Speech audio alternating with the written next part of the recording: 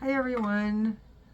I just wanted to do a little introductory video here to tell you a little bit about myself, so you know who's behind the camera on the videos I'm putting up. Because I always like to know when I watch my YouTube videos, I always wonder who's doing this. What is it? What do they look like? What is their backstory? I love hearing people's stories. So I just thought I'd give you a little information on myself, so you have an idea of who I am. So my name is Flo, and that's spelled F-L-O. And the reason I'm telling you that is because I get a lot of people spelling it F-L-O-W, like flow, like flowing, which I understand. I mean, that's the way you spell flow growing up when you're learning to write. But my name is actually Florence, like Italy. And so when you shorten it, it's just F-L-O. So that's all it is. I am single. I have one daughter. I was married. Um, yeah. So my husband and I had my daughter, Christine, and later on we got divorced. At this very moment, I am single, and I have a dog who lives with me. I was born and raised in Chicago. So that's my city. I'm a city girl all the way. I mean, I'm trying to be a country girl, but it's not working. But I am a city girl. So I go back and forth to Chicago a lot because I have so many friends there. But I moved to Kentucky, very close to the Tennessee border. Like, Tennessee is like 4 blocks away. My daughter moved down here years ago. She's been down here for like 21 years. So I decided when I retired last year that I was going to move down to be closer to her. So that's what I did. I have 5 grandkids. My oldest, though, is married. He got married 2 years ago to a beautiful girl named Jordan. My oldest grandson's name is Andrew. He actually moved from here, Tennessee, where my daughter lives, to Chicago. So now he's in Chicago and I'm not, which I hate. But that's the way it worked. He went to school for acting. He was a theater major, and he is got a nice job at the University of Illinois at Evanston in the theater arts department. And he does acting too. He still does his acting. I mean, he's in the theater department. He's assistant to the dean of the theater department at the school, but he also continues to act. So he actually is producing his own plays, and so he's doing really well. Him and Jordan. And then I have 4 other grandkids that live down here in Tennessee with my daughter. Ages ranges from 12 to, oh, I think Alex is going to be 21 maybe, or 20. I think he's going to be 21 this year. I have to look at my kids list. I don't know. But that's the age ranges of my grandkids. Um, I'll show you Sweet Pea as soon as I can get her up here. I don't know. She's been kind of knocked out. She's tired. I don't know. She must have wore. I took her for a walk, and I have a little Morkie. Sweet Pea is a Morkie, and that's a half Maltese and a half Yorkie. And she's really wired. I mean, she's got so much energy. 100 million times more energy than I do, that's for sure. So right now she's taking a nap, but I'm gonna try and get her up here so you guys can see her. Um, as far as my immediate family goes, from what I was born into, so that's another complicated story. I have a twin sister. Her name is Marianne, and unfortunately, Marianne passed away in 2020 suddenly and unexpectedly. It was a total shock. It devastated me, because she's my twin sister, and from the moment we were conceived to the moment she died, she was with me, and it's very hard. It was a huge, hard loss for me, and it makes it difficult when my birthday comes. I really hate seeing my birthday come, not because I'm afraid of getting older, but because I miss her so much, and it doesn't feel the same to celebrate alone when you've always been too, you know. Sorry, I'm gonna fall apart here in a second, but she lived in Iowa, so I think maybe this year my birthday's in October, so I think maybe I'll go down to Iowa and I'm going to go visit her grave and spend some time with her on her birthday, because that's what I want to do this year. Um, but anyway, my twin and I were my mother, so my twin and I were adopted. And I have an adoption story that I'll tell later, but is a little bit of a background.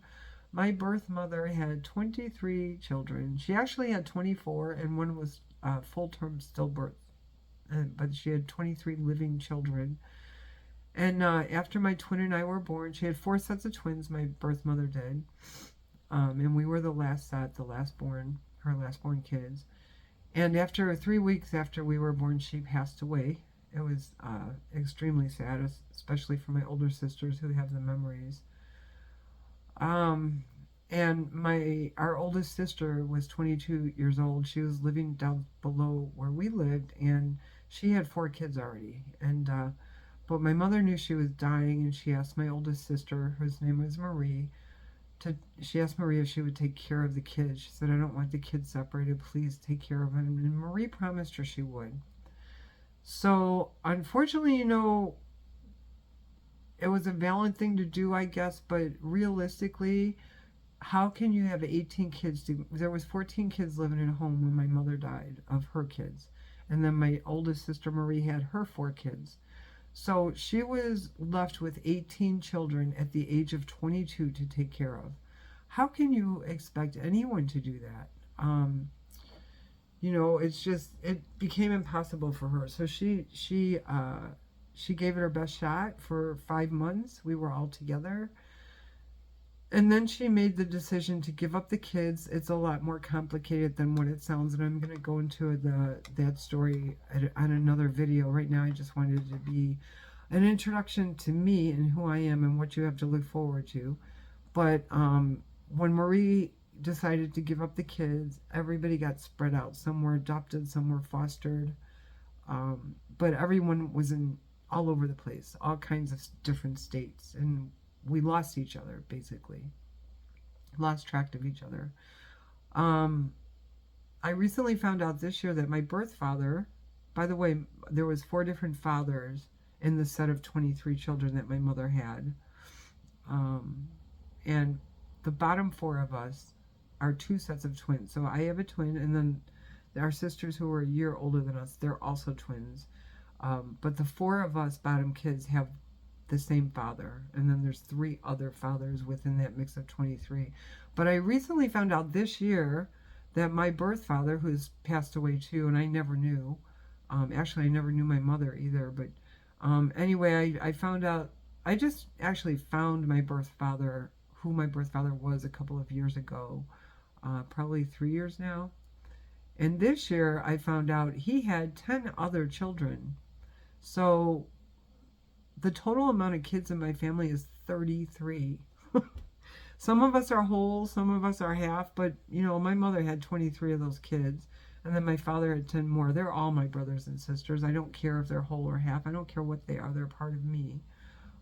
They were offspring of the same parents that I have. So I recently found my birth father's daughter.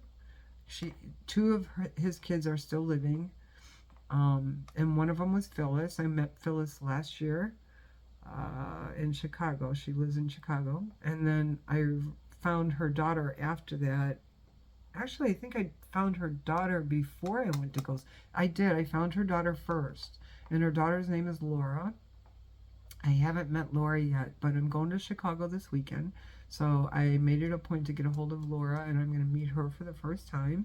And then we're going to go and see her mother together, which is my half-sister. There's a lot of stories in this family you can imagine. So my twin and I were adopted as infants. We were 5 months old when our parents took us, and they never told us the story. They never told us our backstory. They sealed up our adoption records and never said a word. So I didn't find out till I was 34 years old that I was part of this family of 23 children that my mother had. And like I said, I didn't find out about my father's 10 kids until this year. So it's been a ride, boy. I'll tell you, it's been a crazy ride.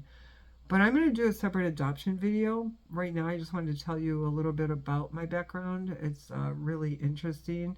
And I tried not to be a complicated person, but I have all kinds of complications around me, which makes me complicated by contamination, I guess. I don't mean it that way. I love my family. I don't mean contamination, but I don't know how else to explain it. But I love my family. I love them all, and I want to meet all of them. I want to know everything about them. I enjoy finding more. But imagine my birth mother had like almost 100 grandchildren when I met the family in '93.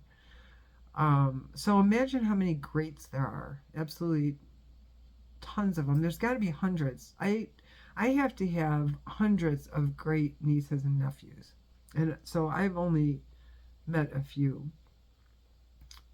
So I don't know. That's my story, So I live here, and I wanted to do YouTube. When I retired last year, I decided I I love photography. I love taking pictures. I love taking videos, and I love going places.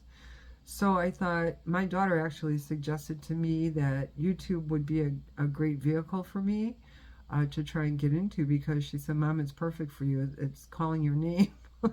The only thing is I don't know what I'm doing, so that's the hard part. But I'm trying, I'm learning. So if you guys be patient with me, I'll try to do better. And if anybody has suggestions or ideas or anything think you want me to try and do, I'll try and do them. And I'll always take suggestions wholeheartedly, and I'll try to follow up on them. And if I think they're good suggestions, then I'm going to do them.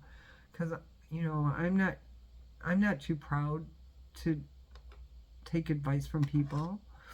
In fact, I appreciate it, because like I said, I'm new to this and I don't know what I'm doing. But I just wanted to introduce me to you. But I want to show you Sweet Pea too. Sweet Pea, come here, Bubby. She's right here. I'm going to get her. Come here, Bubby. Come on.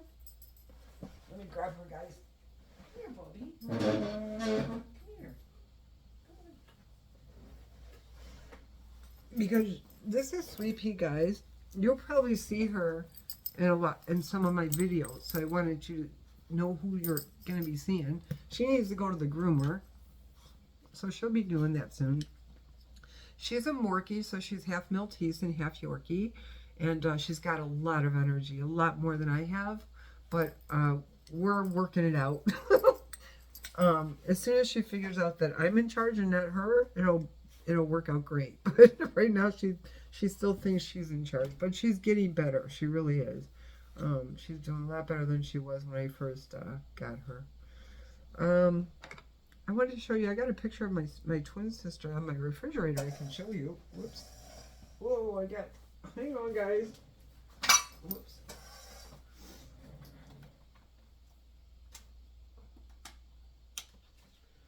So just so you know what I'm talking about, this picture was taken in 1993. We had found our birth family and gotten all back together, and so this was this picture. I'm the one sitting on the floor, and my twin is above me, behind me. So that's Marianne and me in front. So yeah, that's my twin, who I miss dearly. It hurts. So, but that's the story of me. I lost my dad in 2014. My mother died in 1996. So she's been gone a long, long time. But, I lost my dad in 2014. He was almost 86 years old. He was 85 when he died, but he was soon to be 86. And, it's been 10 years this year, and you never, ever get over it. You always feel like an orphan. So I was kind of orphaned 3 times, really, because my mother, when she passed away, I lost her. And then when my mother passed away, my birth father walked out of our lives, so he left, and now both of my adopted parents are gone, so I'm winging it.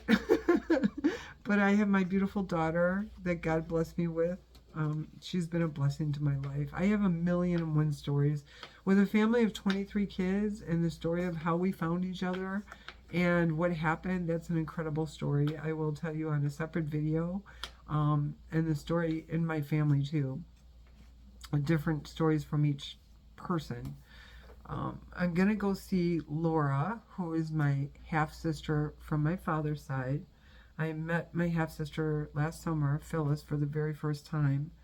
Two of his children are still living. The 10 other kids, two of them are still living, and one of them is Phyllis.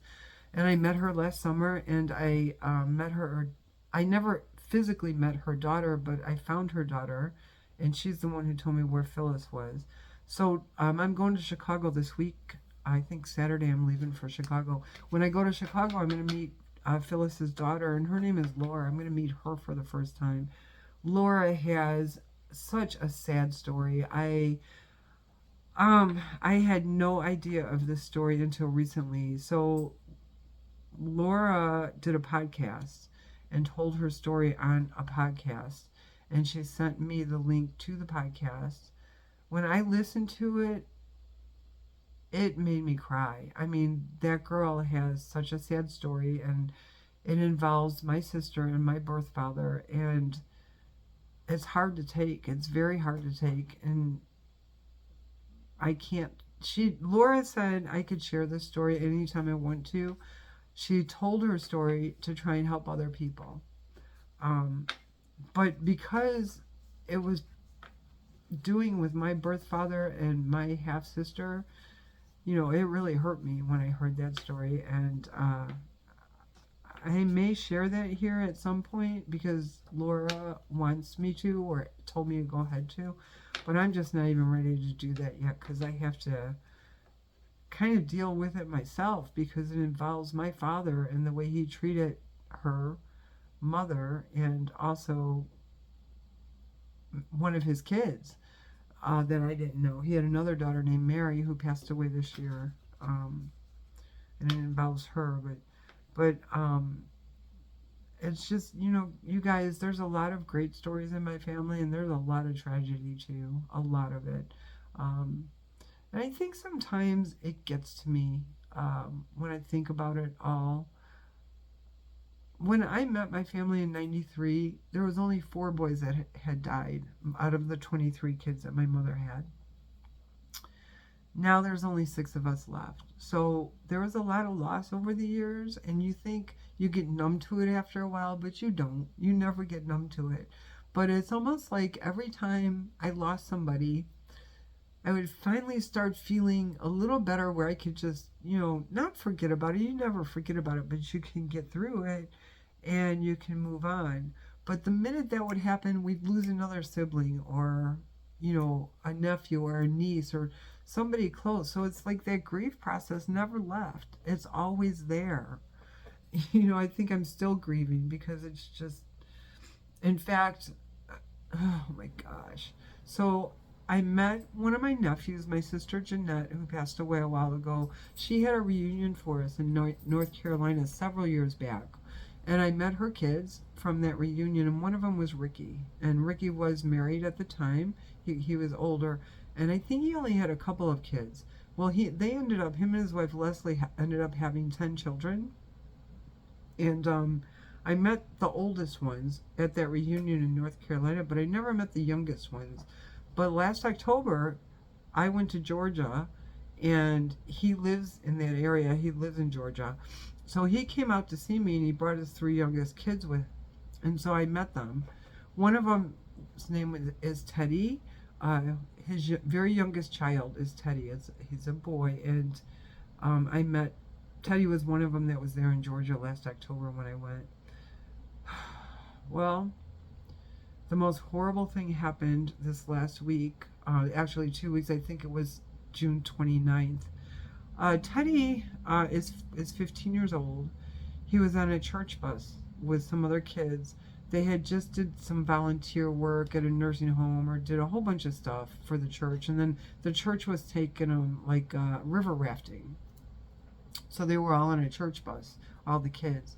Somebody was driving under the influence. I don't know if it was alcohol or drugs, but they were under the influence.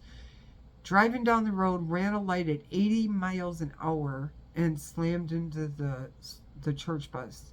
And Teddy, my nephew, took the brunt of that the impact of that hit, and he killed him. And he pretty much killed him instantly because he was brain dead when they got him to the hospital. And that really hit me. Like, here I am again grieving. I mean, I just met Teddy last October, and my nephew Ricky has such a great family. He has 10 children and his wife, and they're so faithful. They have so much faith in God. And I talked to Rick. I called him after I heard about Teddy, and you would be amazed at the things he told me. How he said, I know that man didn't get up that morning and say, I'm going to go out and kill someone. So, you know, all I can do is pray for him. And he goes, I know that Teddy's in a good place. I know where he is. But it's heartbreaking, you know. So you think you get over this grief, and then something else happens to make it resurface again, and you never really lose that, you know. You never, I don't know. So I don't mean to get into all that. I just wanted to explain to you a couple things. But anyway, so I'm glad you're here. And if you guys have any suggestions or ideas or something you want me to do better, I'm going to work my hardest to see what I could do to improve. I'm learning as I go because I've never done this before. And it's a real learning curve for me, I'll tell you that. But I'm going to try really hard to make some good videos and do better as I go. I'm learning the editing tool, which is tough for me, and I have no one to show me. So basically what I'm doing is I'm going to YouTube to learn how to upload videos to YouTube through editing. It's kind of backwards, huh? But that's what I'm doing. Anyway, me and Sweet Pea are glad you're here. Right, Sweet Pea? You glad well, she is glad. She's just mad because I got her out of bed. But I'm going to put her down here. But we're happy that you guys came along and found me. And we hope you stick around. And like I said, just let me know if you like the video, if you don't like it, or what I could do better. I'll be happy to try, always. Okay? I'll talk to you guys later. Take care, everybody. Bye-bye.